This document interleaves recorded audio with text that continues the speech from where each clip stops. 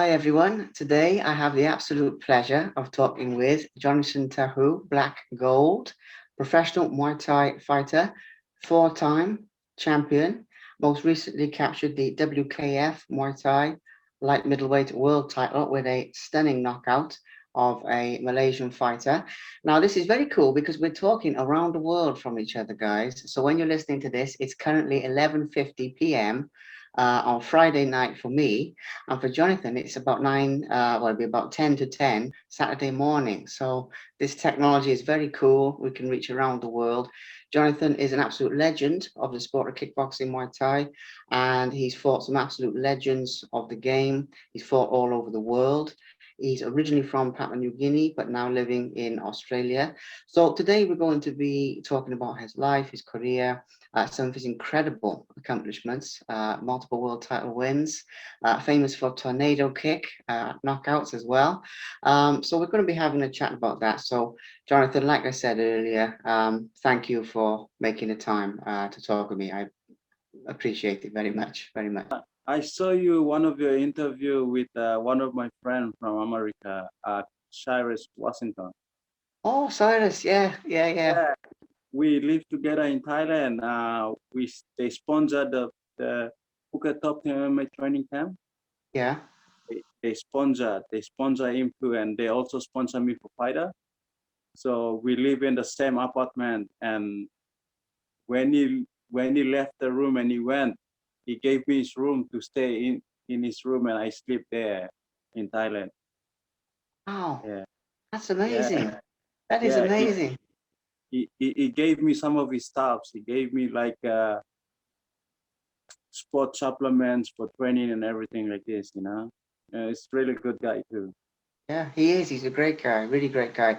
I've kept in touch with him, for a while. And he's yeah, we talk every so often. He's a really good person.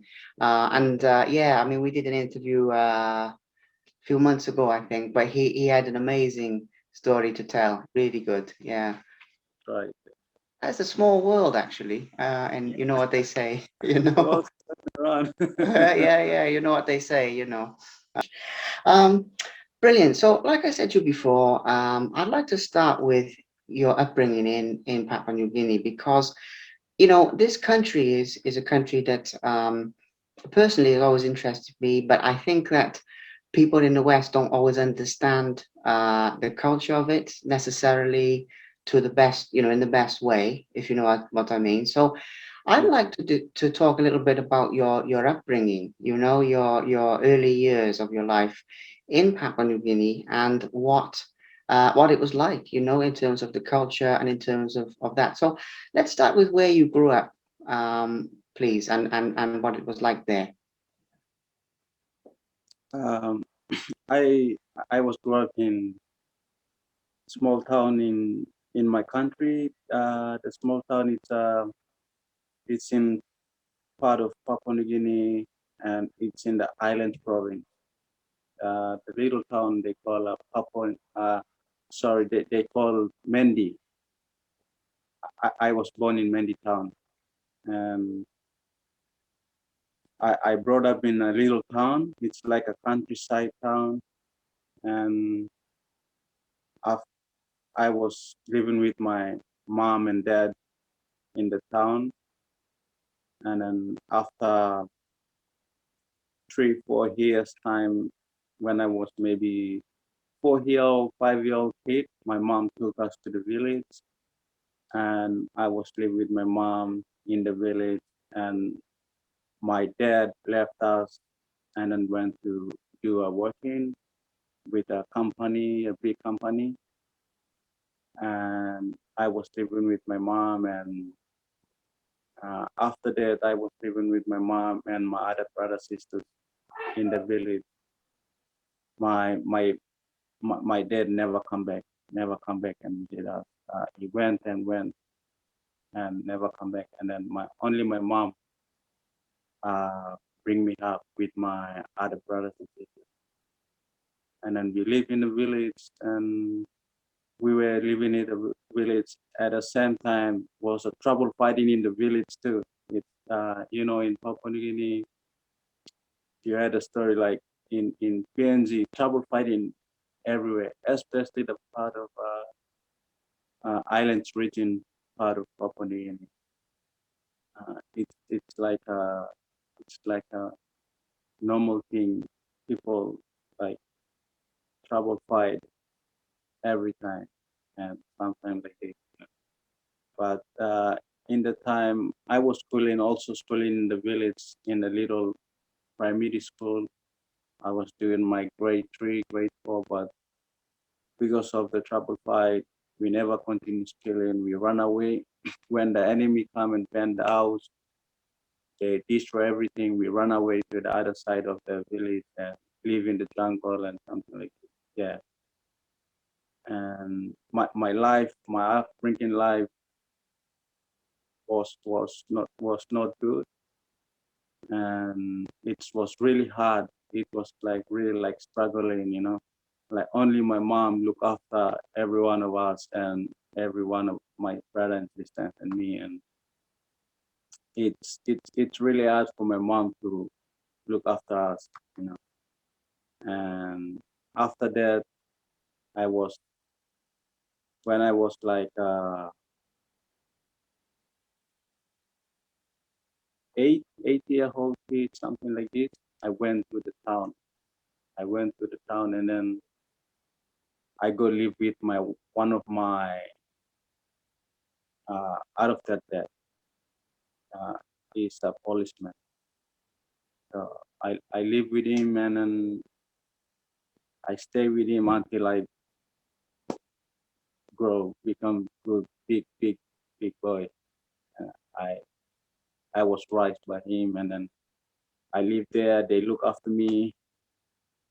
They pay for my school fee, everything like this.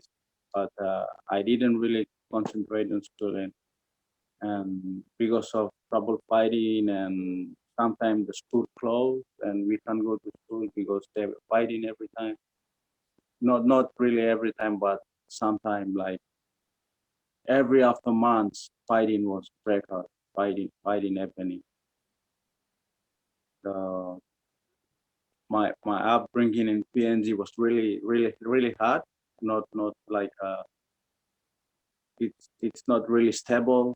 Like it's it's very hard life, and I every time I see people fighting and violence and something like this, and my country, some people they are really respect people.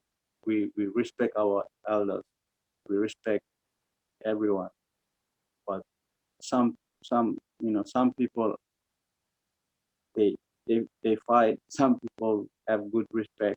Some people are good. Some people are bad. So it's everywhere. It's like this. So Well, Champ, it's an incredible story, of everything you've overcome to become obviously world champion and to, accomplish everything you have and to live, a good life now. It's inspiring for people, for other people who maybe they're still in that situation, but they don't know how to get out and things. So I I appreciate you being open to share that, so thank you for this. One question about it, because I'd like to go to the fighting, to the, your fighting, your kickboxing and things in a minute. Before we do, you mentioned the fighting in PNG in Papua New Guinea. Is this between like factions or like different tribes that fight, or what is the cause behind it, or is it like civil war type of thing? I want to talk about this to make people aware of it in other countries. You know what I mean? Maybe where they don't know as much. Is it like tribal fighting, or is it like a war, or like what is the cause of the fights and the battles?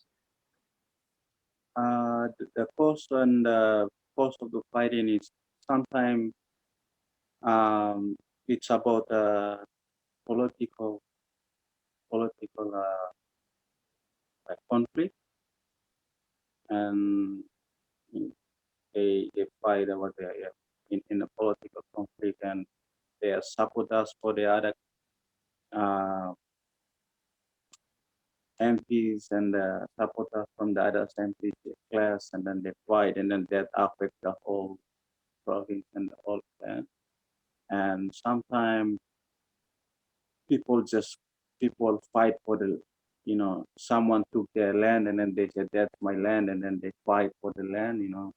Or sometimes little things like little things. Someone kill other men and then they fight and accidentally they kill someone and then from there the fight become more worse. Uh,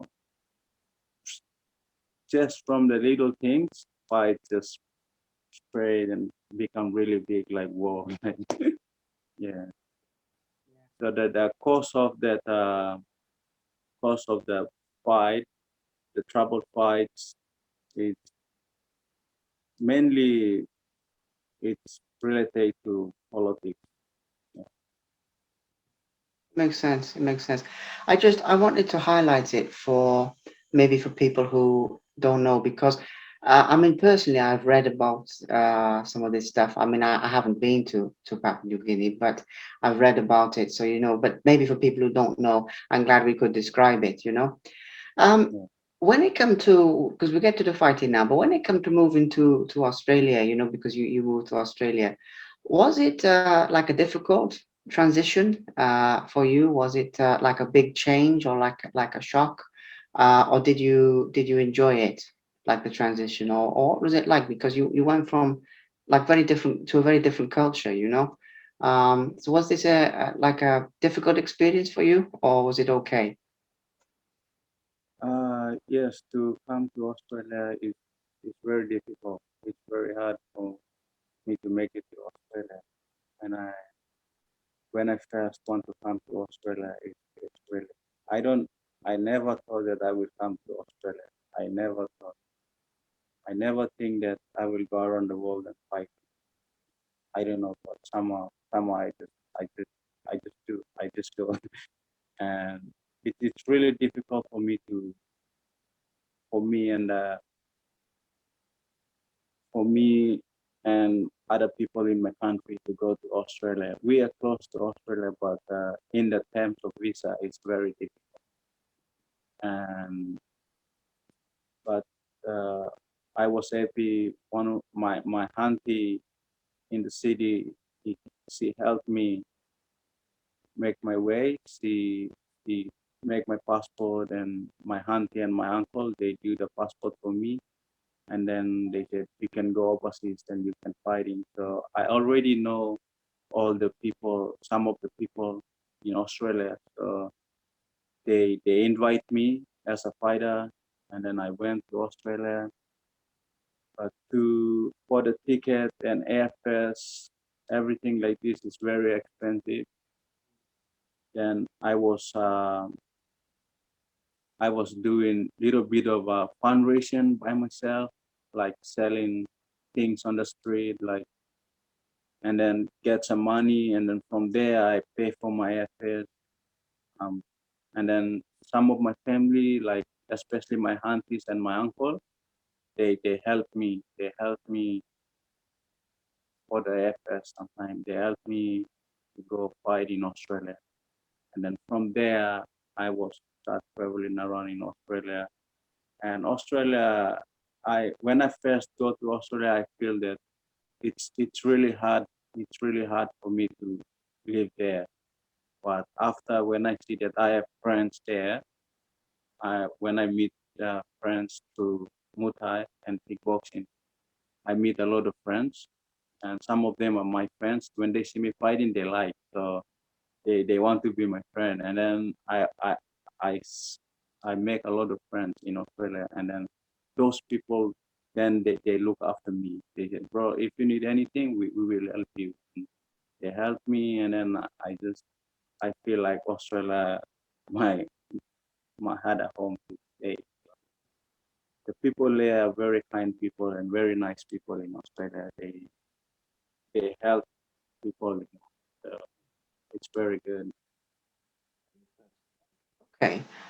Okay, again, it's an amazing story, and it's the things that people don't see just from watching your fights. Let's get into your fights a little bit, and the actual kickboxing and Muay Thai career, and your amazing accomplishments because you've achieved so much. Um, Out of all of your fights that you've had, what would you say is your proudest moment of your fighting career? What is the thing that you are most proud of in your career? Um, I think I I I I fought like that first gold one of the title fight I fought. The first title fight is like intercontinental title in my country. I fought against one of the Indonesian fighter and I knocked him in fourth round. I break his arm. I kick here and his the bone here cracked and I won the title. I won the title and I was really happy that time because that was my first time to a title. And yeah, I was really excited that I got something that I, I achieved in my life, And in fighting all the fighters, they fight hand in hand. We want to get something, So I when I won the title, I feel like I I did something better. So I was really happy about that. And, but I always humble myself and yeah. For that little moment, I just really happy for what I take from the fight. Yeah. Amazing, amazing. And I know obviously you've won different titles and things. I'd like to talk about winning the WKF world title in particular because if I'm correct, champ, you won that in your home country of Papua New Guinea. Yeah. So I'd like to talk about this. You beat a Malaysian fighter, a very good, very decorated fighter, I believe, as well. I'm going to try and pronounce it. I've got it written Chi Jan Kai, I think. Yeah. Yeah, Team Shanghai. Kai, you beat him for the world title in your home country. So, can you just talk a little bit about how you felt, when you won, and what the experience of winning that fight was like, especially winning it in your home country? Can you just describe that a little bit, please? Yeah. That fight was in 2019. Uh, yeah, in 2019. So after I came back from Thailand, I was training in Thailand, and then I go back to my country, and I think I won. I won one of the title in Hong Kong. After that, I won the title in Hong Kong. I won championship title, WMC. I won supreme title. I won the title, and then after that, I went to my country and I fought for that world title. Uh, the promoter in my country is the former world champion Stanley Nandek. He is one of the champion in our country, and he promoted fight, the WKFO, and he want me to fight on that fight. And I said, yes, I'll fight. And I fight for a title, and I feel like I fought many times, so I just feel like I'm gonna get this. I didn't have doubt. I just had positive that I'll win the title. I fight in my home soil. I fight in my country. I'm gonna fight it for my people, for my family, and for myself. And I did, and I won the title. Incredible, incredible. And I know you've won obviously a number of titles, but I wanted to highlight that one because it was in your home country, because it was in PNG, so it has a special maybe a special moment, for you. Another specific fight to I'd like to just talk a little bit about. is you fought Sanchai or Sanshi, depending how you say, an absolute legend of the game, Muay Thai. He's had over 300 fights. If anyone who doesn't know, he's won multiple world titles. He's an absolute legend. And you fought him. Now, I know you didn't win the fight, but fighting someone like that is amazing to do that. So, can you describe a little bit about that fight with Sanchi, please? Yeah, that fight with Chan Chai, that was in 2016, something around that, 16, 17, yeah. And at that time, I was in Thailand.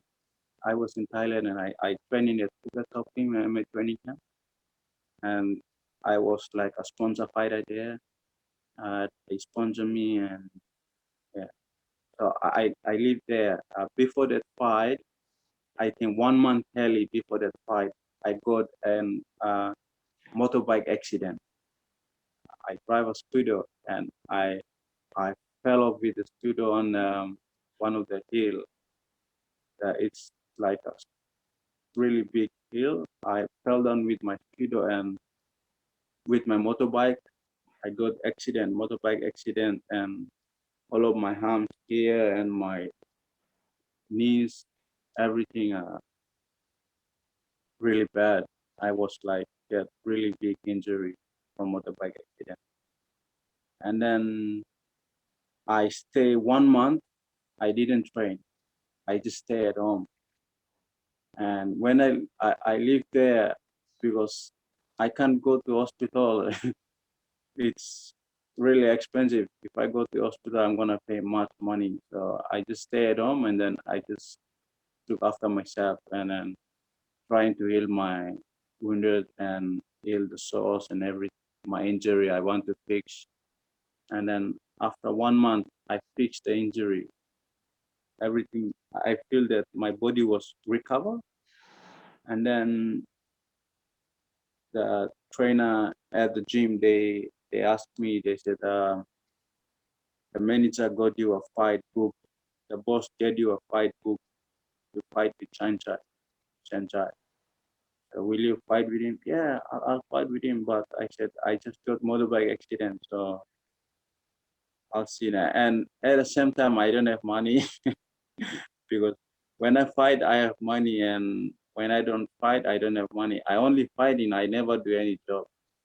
Like fighting is something that I live out, and I don't have money. So I said, with the injury, I can fight, and I'll fight him. That should be a. But I never really prepared to fight with him that time. I never really prepared to take Sancha. I was with injury and I didn't train much. And then I go and then I train for like 1 week. I just hit the bag and then they said, "You're gonna fight?" Yeah, I'm gonna fight. I'm positive I'm gonna fight because I need money to live. So I have to fight. I have to fight to get money and then help myself. So I take the fight. The fight was in China. So they send me to China. But I never go with my coach. I never go with my trainer. I just go by myself. And then I fought in China. I fought with Chen Chai. Yeah, I got carried in second round with his punch. Yeah, yeah. He punched me on the second round. I got carried. But he punched me a couple of times. The first round I go down, it's count 8, and then second round I'm trying to get up again, but I feel that my injury leg, my left side of my leg was really hurt. So I can't stand up and continue. Yeah, so I just stay down and then yes, that's okay. I just Still, you fought a legend, an absolute legend. So yeah, and you did well. Especially considering everything that happened. So we've talked about a couple of fights, and we've talked about this. What would you say in your career? Because I've only got like a couple more questions anyway, but because we've had a good insight so far. What would you say is your best win in your career? Like your favorite win, maybe your favorite knockout? Because I know your knockout with the tornado kick had over 1 million views on YouTube, and that was a great win, something very proud of. But in your own words, Champ, what win are you most proud of in your career? Is there one, or maybe more than one? I don't know. Yeah, I think that knockout kick was one of the best win best win I ever did, and and it's it's knockout kick, and that win makes me fight, like it's promote me that fight when I did a knockout because of the views of the promoters and the people around the world, all the big organization of fighting. They see the fight, or they really want me to fight on their stuff, and that's win and the knockout push my level of fighting in the next push my level of fighting in the next level. So that I think that was the best win I did. Excellent, excellent.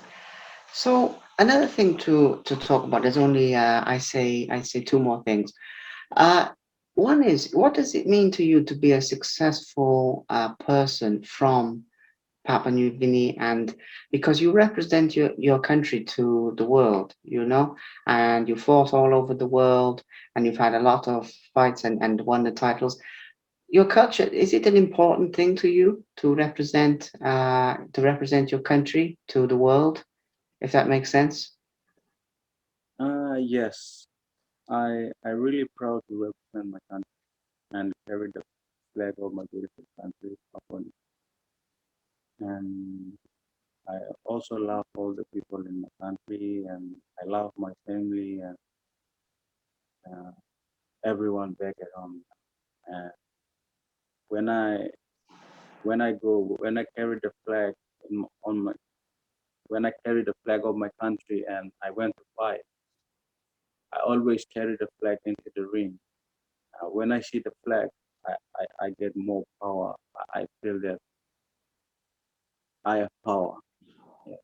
Uh, it's so very, like, it's so beautiful. It's beautiful to fight for something. Fight for yourself, fight for your family, and fight for your country. And I am very proud to represent my country. Amazing, amazing. So, I know I said there was two, but actually, one other thing I thought of, before fights, the one thing I wanted to ask you, before fights, because I just want to talk about the mental aspect and then the future of your career, and those are the last couple of things, okay? So, mentally, how do you prepare for fights? I mean, like, because I know you train very hard, you work very hard, and anyone who watches, your Instagram and things like this, they can see how hard you train. But, like in your mind before a fight, do you ever feel like any nervousness, any pressure feelings, or are you just happy, positive? Or do you have any mental process that you go through to feel ready? If that makes sense. What's sort of going through your mind before a fight? Let's talk about that. Yes, yeah. Um, when I first start fighting in Australia, I feel nervous. But after a couple of fights, I start to experience the fight in the ring. So I feel more like confident that I don't care about anyone. I can fight anybody. And and also where how I grew up back in my country make me really strong person in my mentally and physically. In my country, my back I told you already my background. Like we we live in a village that no electricity, no power. We just work hard to get food and everything like this. So I always working hard to get food and to live on. So that's really make my mind really strong, really positive. That when time for fighting, I feel really positive. I really positive, and that I'm gonna take this fight. This fight is nothing. Brilliant. And the last question that I have, the last one, is obviously the future. Because you've had a lot, obviously, lots of fights. You're still very active in fighting. And what do you plan next? In your future. If any like upcoming fights or any goals or dreams that you for the future. What are you aiming for next in your fighting career? Yeah. In my fighting career, I think I fought a lot in Muay Thai and kickboxing now. So I'm trying to do a boxing fight. I'm fighting a pro boxing now. I'm training. I think training boxing. I train at one of the gym at All Star Boxing Gym, and the other gym at East Side Boxing Gym in Brisbane. So for my future plan, like I don't want to only do Muay Thai or kickboxing. I want to do boxing. I want to do Muay Thai. I want to do kickboxing. I want to enter the martial arts. And back a long time ago, my elder brother is black belt taekwondo. So he trained me, he teach me taekwondo when I was a small boy. And after that, I do karate. I do karate, but it's a coaxium karate. But we didn't. I didn't do much. I just stop on the middle, and then I do a little bit, and then after that, I do kickboxing and everything like this. So I love martial arts. I love doing different types of martial arts. So boxing. I respect boxing, and I I like to fight, and I like to feel what the boxing is. So now I'm doing, and yeah, and maybe in the future, I'm trying to do a gym that people can train, and I want to help youth back in my country and train the youth back in my country, give them something positive back. If the youth in my country, they can get some benefit from training and fighting. Uh, that's my goal to uh, bring the gym back to my country and mm, produce a fighters, multi-fighter. Wonderful, wonderful. Well, Champ, I mean, we've talked about some brilliant things, I think so. And to be honest with you, I knew the interview would be good, but it's been really, really good. It's been better again than what I thought. And I really appreciate you taking the time to speak with me. I really appreciate it's very brave taking the interview in with English not being your first language as well. So I'm really, really, really grateful, and it's inspiring for the fans. So thank you very much. Thank you.